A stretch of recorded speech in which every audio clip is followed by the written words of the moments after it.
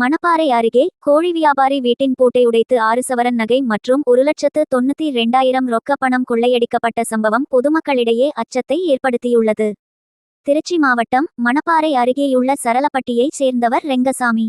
கோழி வியாபாரியான இவர் தனது மனைவி, மகன், மருமகளுடன் பொய்கைப்பட்டியில் நடந்த நாககன்னிமார் கோவில் திருவிழாவுக்கு நேற்றிரவு சென்றுள்ளார். இன்று அதிகாலை ரெங்கசாமியின் இளைய மகன் குமரேசன் என்பவர் வீட்டிற்கு சென்று பார்த்தபோது வீட்டின் பூட்டு உடைக்கப்பட்டு பீரோக்கள் திறக்கப்பட்டு பொருட்கள் சிதறி கிடந்துள்ளன.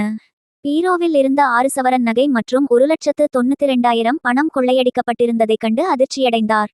இச்சம்பவம் குறித்து புத்தானத்தம் போலீசார் அளித்த தகவலின் பேரில் தடயவியல் துறையினர் மற்றும் மோப்பநாய் வரவழைக்கப்பட்டு தடயங்களை சேகரித்து போலீசார் விசாரணை நடத்தி வருகின்றனர்.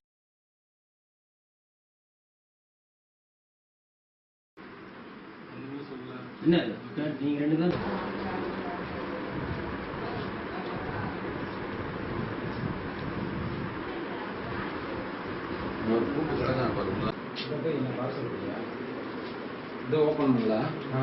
ஓபன் பண்ணி அதுல என்ன இருக்கு?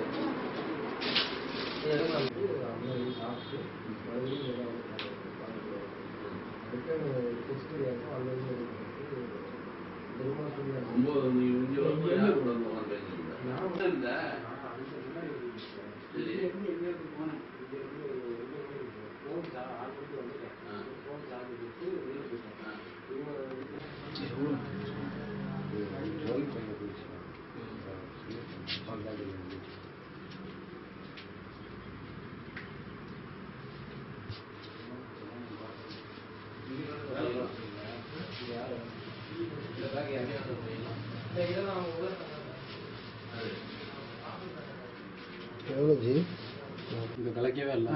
திறந்து கிடக்குதுல்ல, அது கூட்டு சாவியும் அதிலே இருக்கும்.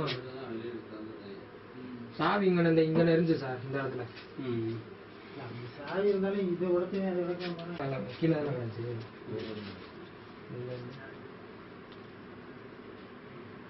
இதெல்லாம் கலைக்கலாம். அந்த பீரோ திறந்து இருக்கும்.